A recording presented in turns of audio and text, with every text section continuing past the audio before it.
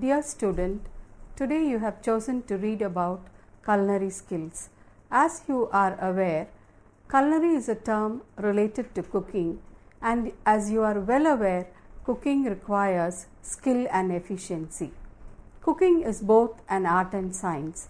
The best culinarians in the world are those who have a passion for cooking and possess an artistic insight and unmatchable skills in culinary. Cooking might be simple for those who are interested, but can be a difficult task for those who do not know about it. Nevertheless, the present day modern lifestyle has necessitated that everybody should possess the basic skills of cooking. In a food service, it is more important for the personnel so as to have a successful business.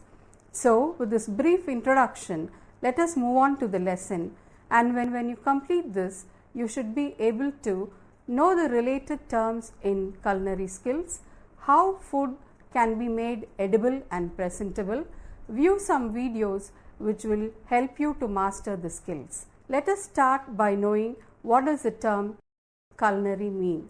Culinary means related to cooking. Culinary art is the art of preparing and cooking foods. Culinary means relating to a kitchen or to a cookery, and art is described as human effort to imitate, alter or supplement the work of nature. So, combining these two terms, we know that culinary art involves creating something unique and beautiful which is completely edible. By definition, a culinary art is defined as the art and science of preparation, cooking and presentation of food, usually in the form of meals. Culinary skill is the skill an individual has for cooking, and culinary artists are responsible for skillfully preparing meals that are as pleasing to the palate as to the eye. The history of culinary art is stated to be very old, starting from 1553 to 1610, when Henry IV ruled, during which time guilds were responsible for preparing foods. A guild is an association of artisans or merchants who control the practice of a craft in a particular town, and such artisans were involved in cooking. The dramatic growth of culinary arts was seen during the Industrial Revolution, that is from 1760 to 1840, when food service institutions grew to great heights based on the social and economic changes. Antonin Carmy was a chef who specialized in grand cuisine. This was an elaborate style of cooking that focused on making food look and taste incredible. From then on, culinary arts have grown globally in a tremendous way. Now, let us see why is culinary skill important for food production. Well, food needs to be cooked most of the time, and even if it is eaten raw, as in the case of fruits and certain vegetables, it needs to be presented in an appealing way, and hence culinary skills are needed. Culinary skills improve the taste and food quality. Cooking improves natural flavor and texture of food. For example, roasting of groundnuts or coffee beans, frying onions and puppets improves the flavor of food. Secondly, it aids in destruction of microorganisms. Harmful microorganisms in food are destroyed at a certain temperature for a certain length of time. For example, boiling milk or steaming rice or vegetables. Cooking improves digestibility. For example, cooking softens the connective tissues of meat and coarse fibers of cereals, pulses and vegetables, so that the digestive period is shortened and gastrointestinal tract is less subjected to irritation. Cooking also increases variety. By cooking the same food in a different ways, different dishes can be done. For example, rice can be cooked plain or ground for making a batter, or powdered so that a different dish may be created. Next, cooking increases consumption of food. Improvement in texture and flavor of food by cooking helps in increasing the consumption of food which meets a nutritional requirement of an individual. Cooking increases availability of nutrients. For example, trypsin inhibitors present in soybean gets denatured during cooking and hence increases the quality of protein. And finally, cooking helps in creating food that is nutritionally sound, attractive, valuable and appetizing.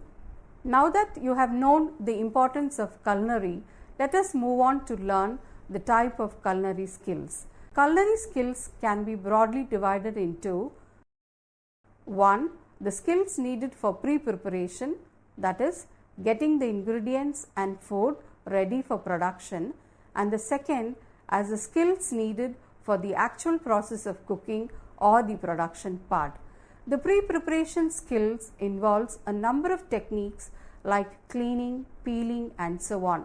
Let us learn them one by one. The first is cleaning. The term cleaning is applicable to vegetables, fruits and many food products. That is, some portions of food has to be discarded. For example, withered or discolored leaves in green leafy vegetables. Washing of food helps in removing dirt or other unwanted matter. Washing with 2% salt water removes most of the contact pesticide residues that normally appear on the surface of fruits and vegetables. Next is peeling and stringing. Both these methods involve the removal of non-edible or fibrous portion of fruits or vegetables. For example, peeling of garlic and orange, stringing of beans. Let us now see how to peel a garlic. As you watch in this video, it is very easy to peel a garlic pod without getting the garlic smell onto your fingers. Smack the garlic pod with the palm of your hand, applying a little pressure so that the individual pods separate out. Put them in a bowl closed tightly with another and shake them well so that the peel comes off. This technique is alright when 1 or 2 garlic pods are used, but for quantity production, the following technique can be followed. Smash apart the garlic, that is, by placing the head of the garlic on the countertop and smash rapidly downward with the heel of your hand. This will separate the head into individual cloves.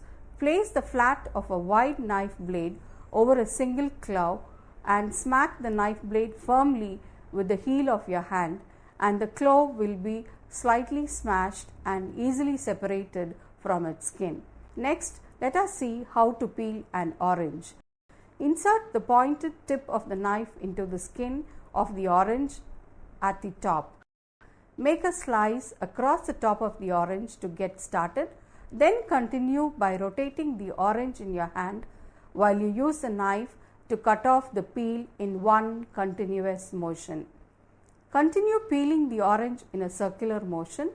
The knife should be facing towards you while you peel in a steady, controlled manner with a slight sawing motion. Oranges can be peeled and still retain the natural look as you see here. Use a sharp knife to cut the skin into 2 halves and use the stem of a spoon to cut through it. Remove the inner skin using a knife.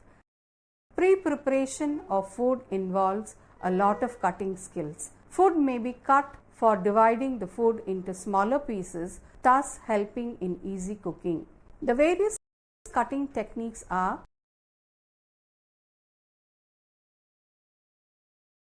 slicing, shredding, julienne, mincing, grating and dicing. Let us first see what is slicing. Slicing is the cutting of food into thin, relatively broad slices. In fact, it really is the first cutting technique that we all learn when we first use a knife. Sliced meats, vegetables and fruits are used in many dishes. Slicing may be used to further process to produce other cuts. Slicing is simple and easy and can be done by holding the food and the chef knife firmly and cut straight down using the knuckles of your free hand as a guide. Let us now see how to slice and chop onions. To slice onions, cut off the root end, then peel away the skin. Slice in whole round slices and separate them into rings, or else cut the onion into half first and then slice into half moon shapes. To chop small onions, leave the root intact, then peel away the skin from the top end. Now cut the onion in half and place each half on flat surface, round side up. Next, make cuts vertically from the root end but leaving the root intact to hold it together. Then make horizontal cuts across the vertical cuts while you hold on to the root's end firmly. The last cut will be the little root bit, and this can be discarded. Rough chopping can also be done, making about 3 cuts vertically across each onion and then 3 horizontally. Now let us see what is shredding. Shredding means to cut food into thin slices or pieces using a sharp knife, food processor, or a grater. Cabbage can be shredded. As you see in this video, use a slicing technique to stack a few slices, cutting straight down through the stack to create sticks. For matchstick julienne, start with 1/8 inch slices and cut them into 1/8 inch sticks. To shred food into fine slivers, begin by cutting thin slices, then cut them across in the same way to create a thin strip. Now we move on to our third cutting technology, julienne or allumette. What is julienne? Julienne is a culinary knife cut in which the food item is cut into long thin strips similar to matchsticks. Common items to be julienne are carrots, celery or potatoes, and potatoes which we use for French fries. The julienne cuts measures approximately 3 by 3 millimeters into 3 to 5 centimeters. Our next cutting technique is dicing. What is dicing? Dicing is a culinary knife cut in which the food is cut into small blocks or dice. This may be done for aesthetic reasons or to create uniformly sliced pieces. Dicing is usually applied to vegetables prepared in this way, but it can also be applied to the preparation of meat or fish and also fruits. Line sticks up perpendicular to the blade and slice straight down across them, creating cubes. We now move on to the next technique, mincing. What is mincing? Mincing is a food preparation technique in which food ingredients are finely divided into uniformed pieces.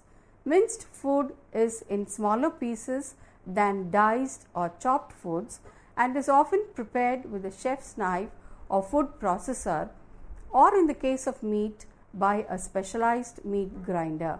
The technique goes like this. Start by cutting the ingredient into thin strips and then dice the strips. Hold the knife handle in one hand and with the other hold down the tip of the blunt edge of the blade. Using the tip as a pivot, raise and lower the blade in a chopping motion, moving it from side to side to mince everything evenly. Scoop up minced ingredients occasionally, flip them over and keep chopping to ensure mincing. Now the following 2 cuts which I am going to tell is new and it's called as roll cutting. What is roll cutting? Roll cutting technique is used for long vegetables like carrots or zucchini. It makes attractive chunks and exposes more of the surface area of the vegetable. Hold the blade perpendicular to the board and cut straight down on the diagonal. Then roll the vegetable a quarter turn and cut straight down again at the same diagonal angle. Continue rolling and cutting alternately in this way all along the length of the vegetable. Now parallel cutting. What is parallel cutting? This technique is used to cut broad thin slices of meat or vegetables. As you see in this video, use a chopping board and make thin slices of meat or vegetables. Lay the food closed to the edge of the board with the fingers of your free hand flat on top of it. Angle the chef's knife so that it's almost parallel to the board, slanting slightly downwards. Move it slowly and carefully back and forth to slice the food, paying close attention to avoid cutting your fingers. Now we go on to the next technique, which is used in pre-preparation very often, which is crushing. What is crushing? This technique is used to crush ginger or garlic. To crush ginger or garlic, place it near the edge of the cutting board, lay the knife blade flat over it with the blade facing away from you, and with the heel of your free hand, give the side of the blade a good whack, being careful to avoid the edge of the blade. Tenderizing is a pre-preparation technique. What is tenderizing? Tenderizing is a technique for breaking down collagens in meat to make it more palatable and tender. There are a number of ways to tenderize meat, namely mechanical tenderization, such as pounding or piercing. The tenderization that occurs through cooking is as in braising the food. To do tenderizing of meat, use the blunt edge of the chef's knife to tenderize meat by pounding it in crisscross pattern, or it can be done by turning the blade on its side and slapping the surface of the meat. This is tenderizing and it makes the meat tender. Now let us move on to see how vegetables can be diced. Vegetables can be diced by cleaning the chopping board and knife. Peel the skin of the vegetable if necessary and discard it. For round vegetables like carrots and potatoes, cut in half lengthwise and lay cut side down on the cutting board. This will keep the vegetable from rolling. Cut the vegetable lengthwise into even slices and stack the slices, cut them into long sticks. Gather the sticks and cut them crosswise into cubes. Make sure to get the cubes as even as you can. To dice a tomato, cut in quarters vertically through the stem. It's not necessary to cut the stem out just yet. Cut away the inner pulpy part of each tomato quarter, cutting away the stem with it. Discard it or save for another use. Slice the remaining outer flesh into thin strips and then cut the strips crosswise into dicing. Dicing makes the food very attractive, and here are a few tips for dicing. The dicing technique will vary for specific vegetables. You must always be aiming to get the vegetables which you can easily cut into cubes. Vegetables made of flour like broccoli and cauliflower are not typically ideal for dicing but can be broken into florets. The best, clearest dice is made with a sharp knife. The sharper the better the dice is. Fruits are mainly eaten raw and hence skills to make them edible is a must. So now you can see a video on how to core an apple. The first step is to set the apple on the cutting board with the stem facing up. Insert a short thin bladed knife directly into the top of the apple. Push the blade all the way through the apple and make sure that the knife pokes through the bottom as you can see the blade. Pull out the knife. Repeat this process 3 more times around the center of the apple and make 4 incisions to create a square around the center of the apple. Insert the knife back into one of the incisions. Drag it from the first incision to the second and all the way through the other 2 incisions until you have completely cut around the apple's core. Remove the knife and push out the core with your thumbs. Push it down through the apple until it pops out. Now next, let us see how to score a pomegranate. Roll the fruit first to loosen the seeds. Score around the middle and tear it open into halves. Hold each half over a bowl, seeds facing down, and tap the skin with a wooden spoon or any hard handle so that the seeds are released after a little squeezing. So far you have seen the skills needed for cutting fruits and vegetables. Now we shall see some skills needed for baking. In baking, sieving the flour is an important step, and as you can see here, you can sieve the flour very easily. Sieving is done to remove coarse fibers and insects. It is also done in preparing cakes for blending of flour with baking powder. Now, how to sift flours? Take the strainer and pour the flour into the strainer. Make sure to position the strainer just over the bowl you are using to collect the flour. Tap the side of the strainer until all the flour falls into the bowl. Sifting can also be done using a fork or a wire whisk. Stir the flour in circular motions using a fork or the wire whisk. Place the correct amount of flour in a bowl. Take a wire whisk or fork and place it in the flour. Swirl the whisk or fork in quick circular motions. Now let us move on to the other technique in baking. And in baking, egg is an important ingredient, and either the whole egg or egg white or egg yolk may be used frequently. To separate egg yolk from egg white, it needs skill, and as you see in this video, it can be done very easily. Next is coating. Coating refers to covering a food with a layer of crumbs, flour or other substances before cooking it. There are different ways of coating a food. The first one is breading. The food product is first dredged with flour and then dipped in egg mixture, liquids and in crumbs. The second is battering. Battering is dipping the food product in the batter. And the third is dredging. Dredging is passing a food through a fine, dry or powdery substance such as breadcrumbs, powdered almonds, etc. in order to coat it. For the preparation of flesh foods like meat, chicken and fish, marinating is practiced. What is marinating? Marinating is soaking a food in a marinade to add flavor or to tenderize it, or both. A marinade is any liquid which is made up of for the purpose of marinating. Let us see how to marinate meat. Select a cut of meat, cut nicks into the steak that penetrates about halfway through the thickness of the meat so the marinade can permeate more quickly. Mix your marinade. Place the meat into a container and add the marinade. Refrigerate the meat and marinade.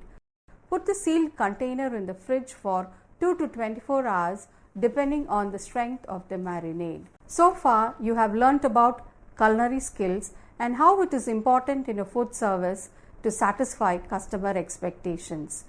You have also learnt a few techniques, and I hope this lesson has been a useful one for you, and by practice you can master these skills in later time seeing the videos. Thank you and goodbye, student.